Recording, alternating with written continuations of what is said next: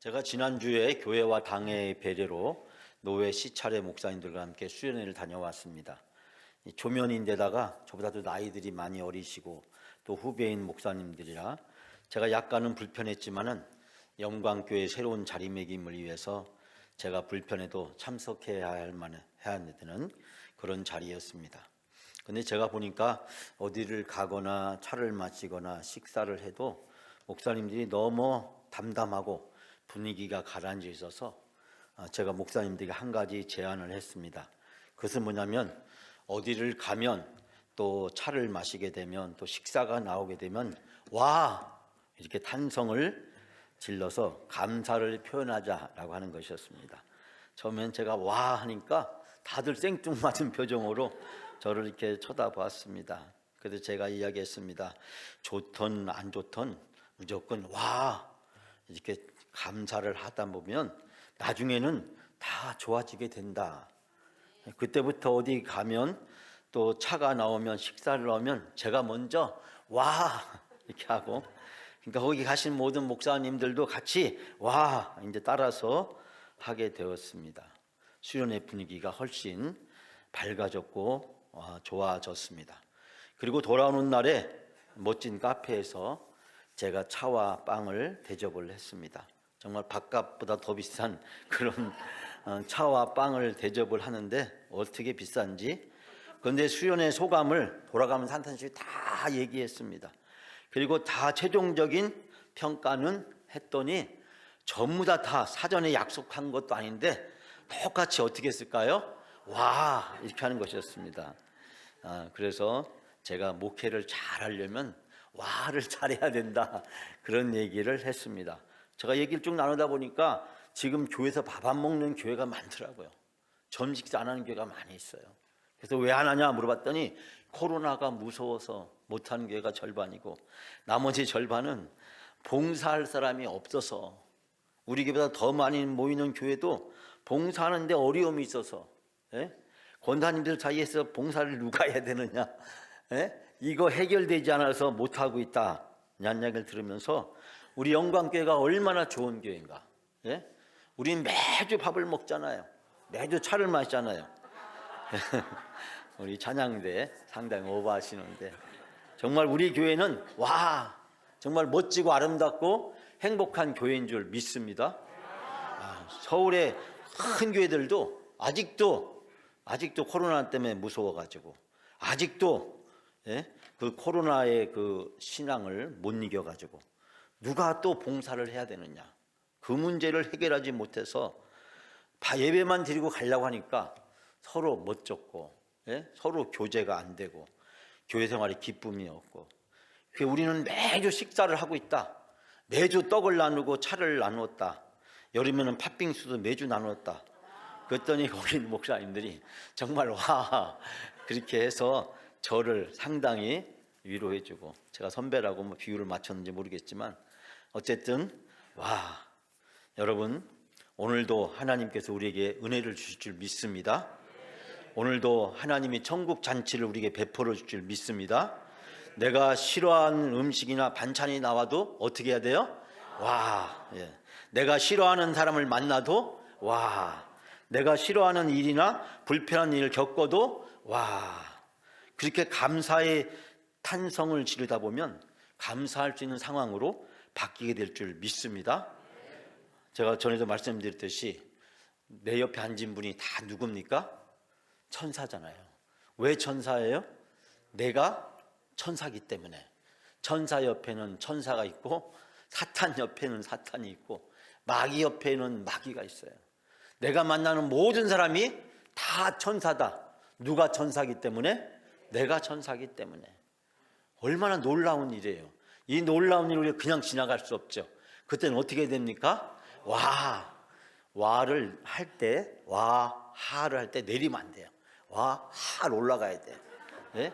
자, 우리 옆 사람은 손을 펼치면서 꽃이 활짝 피듯이 옆 사람을 향해서 와 한번 하겠습니다. 시작. 자, 뒤에 있는 사람한테도 자, 와. 우리 영광교회는 앞으로 예배 끝나고 식당 가서 밥 먹으면서 주방을 향해서 뭐라고 해야 돼요? 와. 차를 마실 때도 와. 여러분 집에서 그렇게 와 하면은 맛없는 반찬 해주던 아내가 또 그 다음 날은 맛있는 거 해줄 줄 믿습니다. 예, 아침 저녁에 하루 잠을 잘 때 누워서 하나님을 향해서 하나님 와 하나님 오늘도 나에게 좋은 날 주셔서 감사합니다. 내일도 오늘보다 더 좋은 날 주실 줄 믿습니다. 와 아침에 일어나면 하나님을 향해서 오늘도 나에게 복을 주시고 은혜를 줄 믿습니다. 하나님 향해서 어떻게 해요? 와 하고 하루를 시작하시기 바랍니다. 에스라서에 보면 이 왕들의 명령서라고 이야기할 수 있는 조서가 많이 나옵니다. 그런데 이 조서가 이 상황을 반전시킵니다. 이 고레스 왕의 조서는 당시 시대를 뒤흔드는 아주 혁명적인 조서였습니다. 왜냐하면 전쟁에 패해서 포로로 붙잡혀온 수많은 약소 민족들이 고향으로 돌아갈 수 있도록 노예 생활을 청산하고 자유를 얻을 수 있도록 문을 활짝 열어 주었습니다.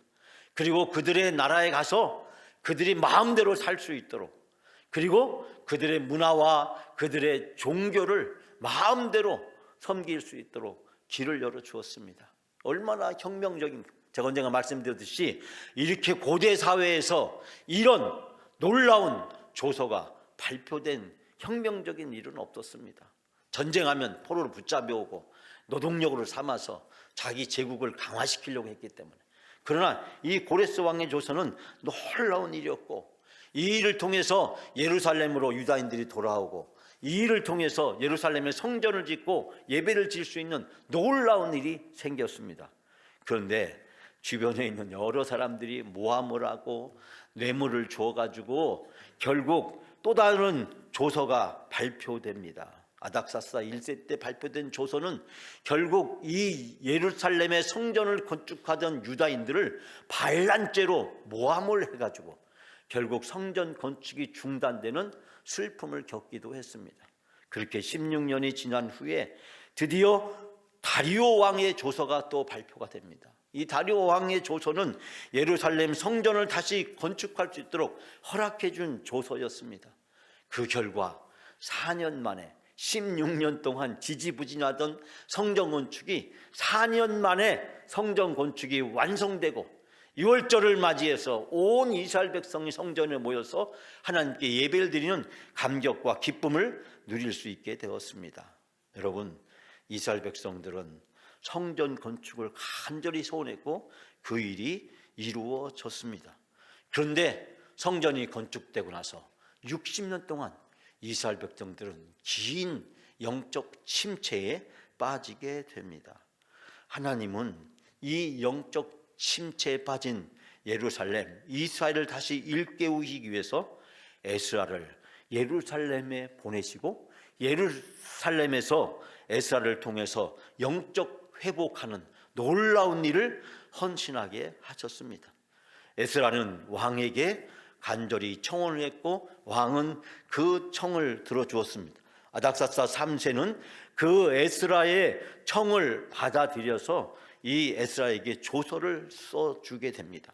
오늘 본문의 말씀은 그 조서를 받게 된 에스라가 얼마나 기쁜지 그 감격과 기쁨을 27절 28절에 이렇게 노래하고 있습니다. 여러분 다 같이 함께 이 에스라의 노래를 함께 봉독합니다. 우리 조상들의 하나님 여호와를 송축할지로다. 그가 왕의 마음에 예루살렘 여호와의 성전을 아름답게 할 뜻을 두시고 또 나로 왕과 그 보좌관들 앞에 왕의 권세 있는 모든 방백들 앞에서 은혜를 얻게 하셨도다. 내 하나님 여호와의 손이 내 위에 있으므로 내가 힘을 얻어 이스라엘 중에서 우두머리를 모아 나와 함께 올라오게 하였노라. 아멘. 여러분, 오늘 본문을 다 읽지 않았지만 이 에스라 7장을 읽어보게 되면 이 아닥사스다 왕의 조서의 내용을 자세하게 기록해주고 있습니다. 이 아닥사스다 왕은 전폭적인 지원을 해줄 수 있는 그런 조서를 내려주고 있고, 그 조서를 받게 된 이 에스라는 너무 기쁜 나머지 오늘의 본문의 말씀에서 하나님을 찬양하고 하나님에 대한 신앙을 고백하고 있습니다. 오늘 에스라는 두 가지 내용으로 하나님을 찬양하고 있는데, 첫 번째는 왕의 마음을 감동시키는 하나님을 찬양하고 있습니다. 왕의 마음에 이와 같은 일을 행할 뜻을 두게 하신 하나님을 송축할지어다. 기적과 같은 놀라운 일이 벌어지게 된 것입니다. 하나님이 왕과 관리들의 마음을 감동시켰습니다. 예루살렘으로 귀환이 허락되고 예루살렘 성전에 남은 기구들, 왕과 고관들이 바치는 예물을 가지고 돌아갈 수 있게 되었고, 왕의 내탕고, 왕의 금고를 열어서 물심양문으로 천문학적인 지원을 받게 되었고, 예루살렘에 돌아가서 하나님의 말씀을 백성들에게 가르치고 그 말씀대로 일꾼을 세울 수 있는 권한이 에스라에게 주어졌고, 심지어는 말씀에 따라 재판을 하고 처벌할 수 있는 권한까지도 전무후무한 일이 에스라 앞에서 펼쳐지게 된 것입니다. 에스라는 이 모든 일을 보면서 하나님이 왕과 관리들을 감동시키셨다, 하나님이 하셨다, 우리 조상들의 하나님 여호와를 총축할지어다, 찬양할지어다라고 고백하고 있습니다. 두 번째, 에스라는 예루살렘의 영적 회복을 위해서 임무를 수행하는 중에 하나님께서 힘을 주셨다라고 고백하고 있습니다. 오늘 말씀해 보니까 요약하면 그가 또 나로 은혜를 얻게 하셨도다. 에스라는 용기 있는 사람이었습니다. 그런데 불구하고 그는 자신이 이 얻게 된 모든 것들이 자기 자신에게서 비롯된 것이 아니라 하나님의 손길 때문이라고 고백하고 있습니다. 나의 하나님 여호와의 손이 나의 위에 있어 나를 인도하시고 도우심으로 내가 그 모든 일을 행할 힘을 얻었다라고 고백하고 있습니다. 하나님께서 나에게 힘을 얻어서 이 모든 일을 할 수 있도록 해주셨다. 여러분, 에스라는 모든 것이 하나님의 은혜였음을 깨닫고 고백합니다. 예루살렘에 되돌아가게 된 것도, 왕과 관리들의 전폭적인 지원을 받게 된 것도, 모든 것이 하나님의 손이 나와 함께 있고 하나님의 도우심 때문이고 하나님의 은혜라고 고백하고 있습니다. 하나님의 크신 은혜를 찬양하면서 고백을 합니다. 이 에스라의 고백과 찬양이 여러분의 찬양과 고백이 되어지시기를 주님의 이름으로 축원합니다. 사랑하는 여러분, 이제 에스라는 드디어 8장에 와서 사람들을 이끌고 예루살렘으로 되돌아오게 됩니다. 우리가 함께 읽었던 8장 1절 말씀 마지막으로 다 같이 봉독합니다. 아닥사스 왕이 왕위에 있을 때 나와 함께 바벨론에서 올라온 족장들과 그들의 계보는 이러하니라. 아멘. 우리가 다 읽지 않았지만 1절부터 14절까지의 말씀을 보면 에스라와 함께 귀환한 제2차 귀환민의 숫자들이 기록되고 있습니다. 이 고레스 왕이 제1차 조서를 발표하고 1차 귀환이 이루어졌을 때 스룹바벨 총독과 여호수아 대제사장의 인도 아래 예루살렘으로 돌아온 사람이 42,360명 정도였다라고 이야기합니다. 그리고 스룹바벨 총독과 제사장 여호수아의 인도 아래 이스라엘 백성들은 성전을 건축하기 시작했습니다.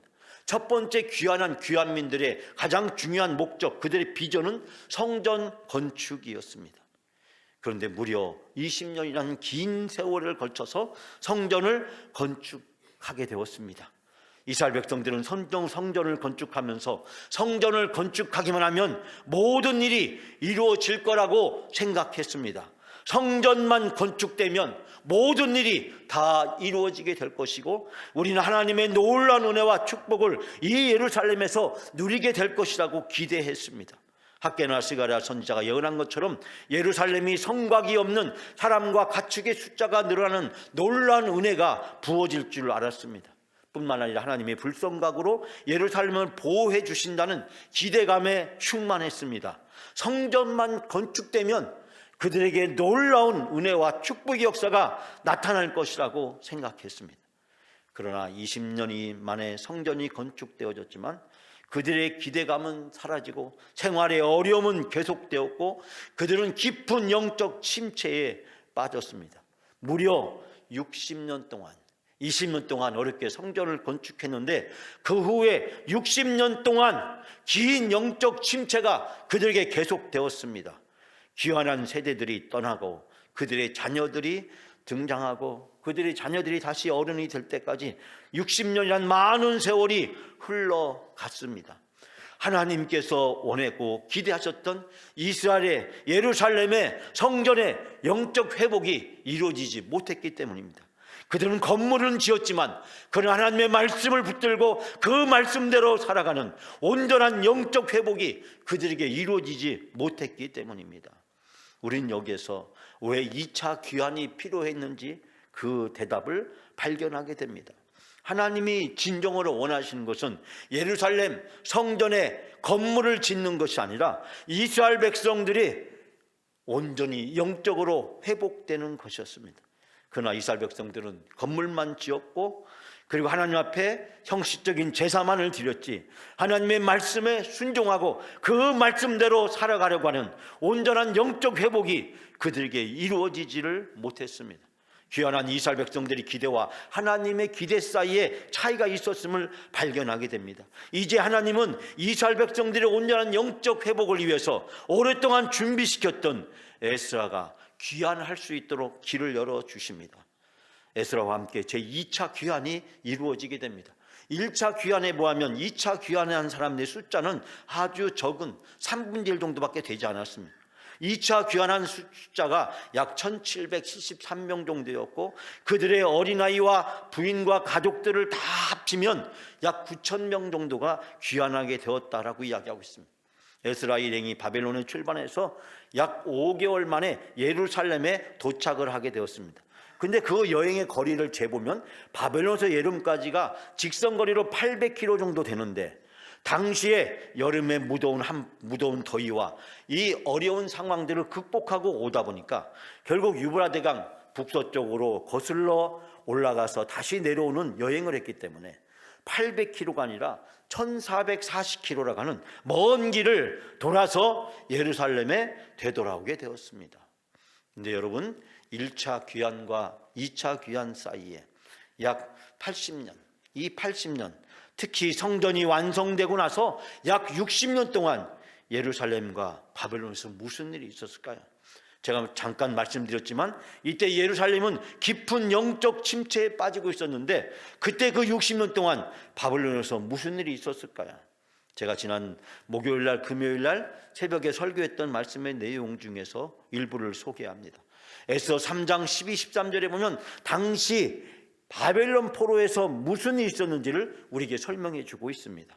그것은 당시에 유대인이었던 모르드게가 하만의 명령을 따라서 절하지 않았다는 이유로 이제 온 유대 사람들이 진멸될 수 있는, 멸망할 수 있는 위기에 처하게 됩니다. 당시에 이 하만은 왕의 이름으로 조서를 쓰고 왕의 반지에 인을 치고 나서 그 조서를 발표했는데 그 조서의 내용을 13절 말씀에 이렇게 이야기하고 있습니다. 13일 하루 동안에 모든 유다인이 젊은이, 늙은이, 어린이, 여인을 막론하고 죽이고 도륙하고 진멸하고 그 재산을 탈취하라. 즉 왕의 조서에 발표된 내용은 모르드게를 비롯한 모든 유다인들이 몰살당할 위기에 처했습니다. 이런 위기 앞에서 모르드게는 에스더에게 간절히 기도하기를 청했고 이 에스더는 온 유다인들이 자기와 함께 금식하며 기도하기를 다시 청했고 그리고 에스더는 간절히 금식고 기도한 후에 왕 앞에 나가면서 죽으면 죽으리라는 결단을 가지고 왕 앞에 나갑니다. 에스더는 젊은 왕비였지만 이미 왕 앞에서 잊혀져가는 존재였고 왕의 부르심을 받지 못한 지가 꽤 많은 시간이 있었고 당시 페르시아의 궁중법에 의하면 왕비조차도 왕이 부르기 전에 왕 앞에 나갈 수가 없었습니다. 목숨을 걸고 그는 금식하며 기도했고 그는 목숨을 걸고 왕 앞에 나아갑니다. 하나님이 왕의 마음을 만지셨고 왕이 금호를 내려서 에스더에게 긍휼을 베풀었고 그리고 이 에스더에게 소원이 뭐냐고 물었을 때 에스더는 왕을 잔치에 초청하는 지혜를 주었습니다. 결국 하나님은 다 죽을 뻔했던 그 유다인들을 구원해 주셨고 오히려 유다인들을 매달아 죽이려 했던 그 나무에 하만과 그의 일가족과 일당들이 다 전멸하는 놀라운 일이 생겼습니다. 수르바벨 성전이 지어지고 예루살렘은 깊은 영적 침체에 빠져 있을 때 페르시아에 있었던 유대인들에게 놀라운 영적 체험이 이루어지게 된 것입니다. 아무리 어렵고 힘든 상황에 직면했다고 할지라도 하나님께 간절히 기도하면 하나님은 들어주시고 응답해 주실 뿐만 아니라 우리가 상상할 수 없는 놀라운 구원의 은혜와 축복을 베풀어 주신다는 것을 경험하게 된 것입니다. 사랑하는 여러분, 바벨론의 포로로 붙잡혀가 있던 유대인들은 바로 절대절명의 위기의 순간에 하나님의 놀라운 구원의 경험을, 상상할 수 없는 놀라운 영적 경험을 그들은 체험하게 된 것입니다. 사랑하는 여러분, 이 아하수로 왕과 그리고 왕비 에스더 사이에 태어난 아들이 바로 아닥사스다 왕이었습니다. 이 아닥사스다 3세로 불려지는 이 왕은 에스라의 청혼을 들어주고 예루살렘으로 귀환할 수 있도록 허락해주고 유다 지도자들을 모아서 귀환할 수 있도록 허락해주고 성전을 위해서 필요한 모든 것들을 전폭적으로 지원해줍니다. 심지어는 자기의 내탕고 금고를 열어서 마음 놓고 필요한 만큼 사용할 수 있도록 허락을 내립니다. 여러분, 아닥사스다 왕에게 예루살렘은 어머니의 나라였습니다. 유대인들은 어머니의 동족이었습니다. 이미 하나님이 에스더가 왕비가 될 때 모르드게에 스쳐 지나간 고백처럼 이때를 위함이 아니겠느냐, 하나님이 이때를 위해서 에스더를 왕비가 되게 한 것처럼 하나님은 그 에스더 왕비의 아들 아닥사스다를 통해서 침체에 빠진 예루살렘의 영적 부흥을 위해서 놀라운 카드를 하나님은 예비하고 계셨고 이제 그 카드를 에스라를 통해서 펼쳐가시는 놀라운 역사를 발견하게 됩니다. 사랑하는 여러분, 이때 페르시아에 있었던 유다인들의 지위는 급상승하게 되었습니다. 모르드게는 고위직에 오르게 되었고 그리고 온 유대인들은 그 페르시아 제국 내에서 귀한 민족으로 사람으로 대접을 받게 되었습니다. 그들은 이 페르시아 제국에서 덩덩거리며 큰 소리치며 살아갈 수 있는 그런 놀라운 전환점이 그들에게 이루어지게 된 것이었습니다. 페르시아에 사는 것이 유대인들에게는 특권이었고 영광이었고 축복이었고 은혜였고 그들은 잘 나가고 성공과 출세의 기회가 그들에게 활짝 열리게 된 것입니다. 그런데 갑자기 하나님이 에스라를 통해서 예루살렘으로 돌아가라고, 이 바벨론에서 페르시아에서 너희가 누릴 수 있는 이 부요와 성공과 출세와 모든 것들을 다 내려놓고 저 예루살렘으로 되돌아가라고, 수천 킬로 떨어진 그 예루살렘을 향해서 황폐화되고 무너지고 침체에 빠진 저 예루살렘을 향해서 힘들고 어려운 고난의 길을 가라고 말씀을 합니다. 여러분, 그때 1773명이 자원을 했고 그들의 가족까지 치면 9,000명의 사람들이 남녀노소 할 것 없이 이 어려운 길을 걸어서 예루살렘으로 되돌아오게 됩니다. 무엇이 이들로 하여금 이런 결단을 하게 했을까요? 바로 하나님의 놀라운 영적인 체험.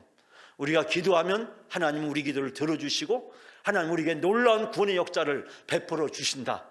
우리가 페르시아에서 다 죽을 뻔했는데 하나님이 우리를 구원해 주시고 살려주셨다. 하나님이 우리를 통해서 예루살렘이 회복되기를 원하시고 예루살렘 성전에서 하나님께 예배를 드리기를 원하신다. 하나님은 우리를 통해서 영광 받으시기를 원하신다. 하나님은 우리에 대한 계획이 이 페르시아에 있는 것이 아니라 저 예루살렘에 있다는 사실을 에스라를 통해서 그들을 일깨워 주었고, 바벨론의 회당에서 예배를 드리며 하나님의 말씀을 에스라를 통해서 듣던 그들은 예루살렘 귀환의 비전과 꿈을 갖게 되었고 출세와 성공과 부요와 모든 것들이 보장된 페르시아의 생활을 포기하게 됩니다. 여러분, 창세기 11장 12장에 보면 아브라함이 갈대아 우르 지방에 살 때 그의 아버지는 우상을 만드는 사람이었고 우상을 만드는 직업은 당시에 가장 부유한 직업이었고 아브라함은 그 아버지의 직업을 이어받기만 하면 이 갈대아 우르에서 성공이 보장된, 출세가 보장된 부유하고 넉넉한 삶을 살 수 있었습니다. 그러나 하나님의 부르심 앞에서 아브라함은 갈 바를 알지 못하였지만, 그것이 무엇이 기다리는지 알지 못하지만 본토와 친척과 아비와 모든 걸 다 내려놓고 하나님 말씀에 순종하여 먼 길을 떠나게 됩니다. 하나님은 아브라함에게 복을 주셨고 아브라함에게 복의 근원이 되게 하셨고 아브라함을 통해서 모든 사람이 복을 받을 수 있는 놀라운 축복을 베풀어 주신 줄 믿습니다. 갈대아 우르 지방에서 떠난 아브라함의 심정처럼 어쩌면 에스라와 함께 예루살렘 향해서 떠나는 그 이스라엘 백성들의 마음도 동일했을 것입니다.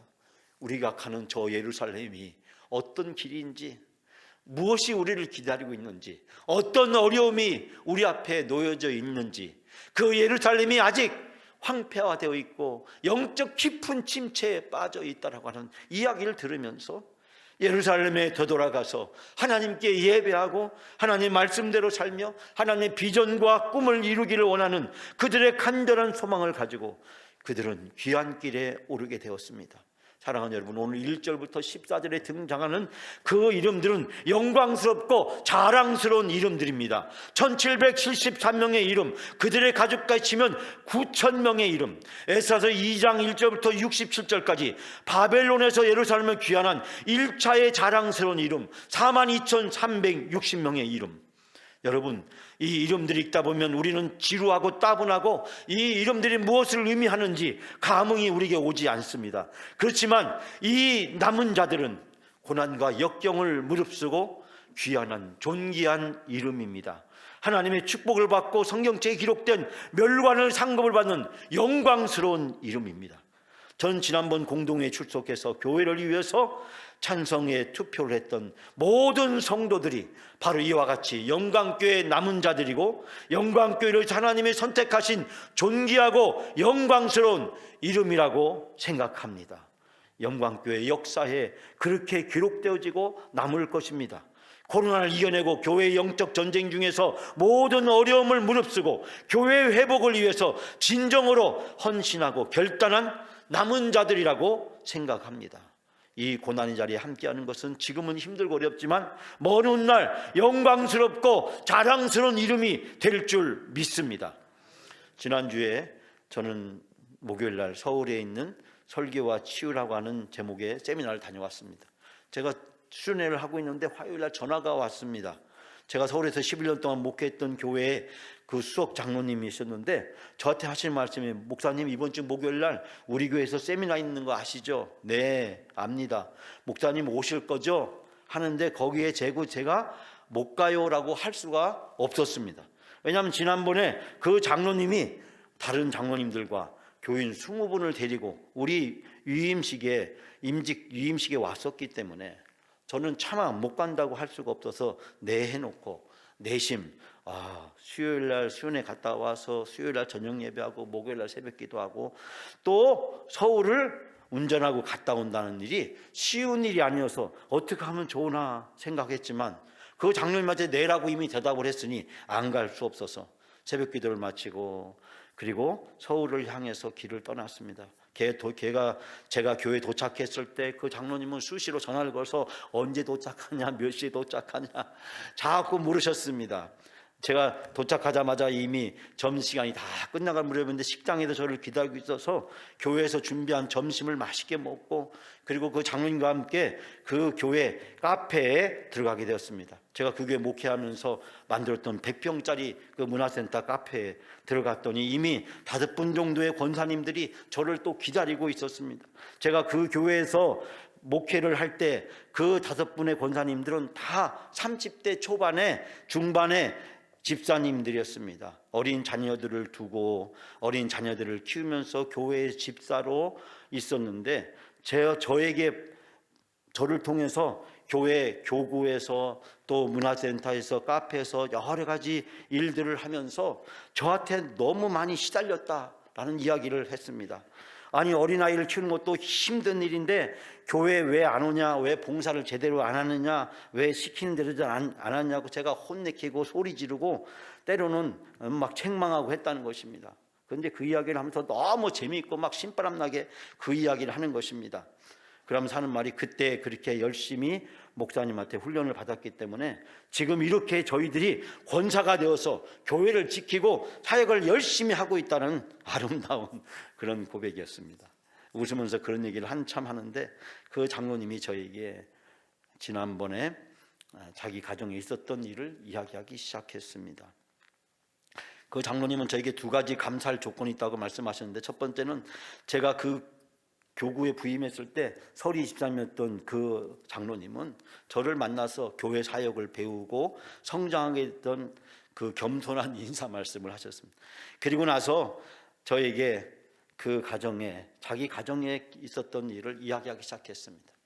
그 장로님 가정에는 나이가 30이 넘은 장애가 있는 딸이 하나 있습니다. 아기일 때 황달로 뇌 손상을 입었습니다. 그리고 성장이 멈췄습니다. 평생 누군가 도움을 살아야 할 처지가 되었습니다. 장로님은 그 딸이 자기 인생의 고난인 줄 알았답니다.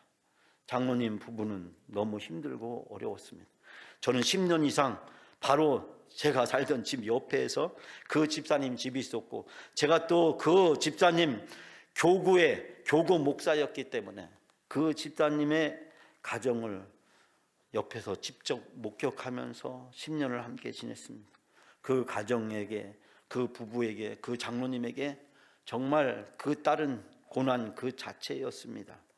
그런데 장로님이 저에게 고백하기를 고난인 줄 알았던 그 장애인 딸이 자기 인생의 축복이었다고 고백을 했습니다. 저는 세미나에서 강의한 몇몇 유명한 텔레비전에 나오는, 여러분이 이름만 들어도 다 알만한 그런 유명한 목사님의 강의보다 그 장로님의 간증에 더 큰 은혜를 받았습니다. 딸과 함께 30년 이상 동안 고난을 겪다 보니 그 고난이 오늘날 당신을 만들었다고 저에게 고백했습니다.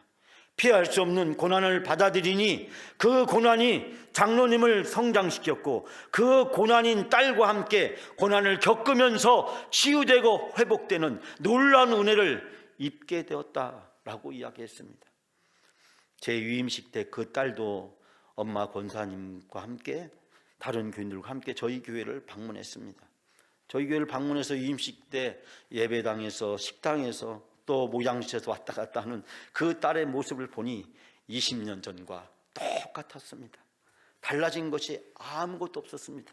키는 컸고 몸짓은 커졌는데 말하는 거나 행동하는 것이 20년 전 그대로 멈추어져 있었습니다. 그 장로님과 권사님에게는 30년 이상 동안 그 딸은 멈추어져 있었습니다. 그 딸의 이름이 은혜입니다. 장로님에게 그 딸은 정말 은혜였습니다.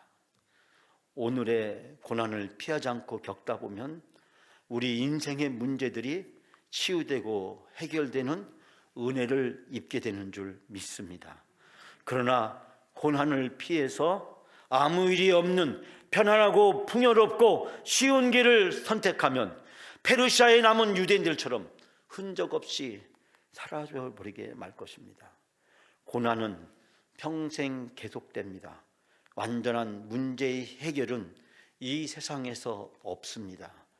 지금의 문제가 지나면 또 다른 문제가 우리 앞에 닥쳐오게 될 것입니다. 여러분은 지금까지 인생을 수십 년 동안 살아오시면서 이와 같은 경우를 수없이 겪고 반복해 왔을 거라고 생각이 듭니다. 온전한 해결은 주님이 오실 때, 주님이 부르실 때야만 이루어지게 될 줄 믿습니다. 인생은 마침표가 아니라 진행형이고 과정입니다. 오늘도 그 진행형과 과정을 우리는 지나게 됩니다. 사랑하는 여러분, 고난을 받아들이면 그 모든 고난은 영적으로 우리에게 유익이 됩니다. 피할 수 없는 인생의 고난은 하나님의 놀라운 은혜인 줄 믿습니다.